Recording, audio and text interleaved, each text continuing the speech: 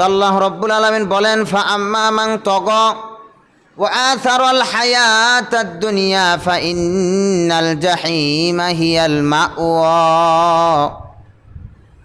যে মানুষের ইচ্ছা দুনিয়ার দিকে চলে, যে তার নফসের উপরে চলে, নফস যা বলে তাই করে। নফস বলতেছে আজকে নামাজ পড়ো না, নামাজে যায় না। নফস বলতেছে কোরআন তেলাওয়াত করো না, সে কোরআন তেলাওয়াত করে না। নফস বলতেছে রবের কদমে সেজদা দেও না, আর সে সেজদা দেয় না।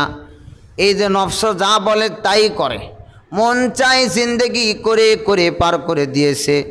আল্লাহ রব্বুল আলামিন বলেন ওই মানুষটা ইন্তেকাল করতে দেরি, আমি রব তার কবরটা জাহান্নামের গর্ত করে দিতে দেরি করব না।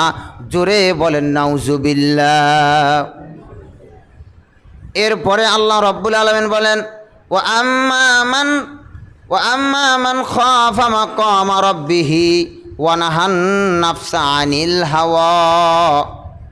আর যে ব্যক্তি তার নফসেও যা চায় তা করে না, নফস চাইতেছে গুনাহের কাজ করতে, সে গুনাহের পথে চলে না, রবের কদমে সেজদা দিয়ে পার করে, এই মানুষটা আমি আল্লাহর ভয়ে যে ইবাদত করলো, ইন্তেকাল করতে দেরি, ওই মানুষের কবরটা আমি আল্লাহ জান্নাত করে দিতে দেরি করব না।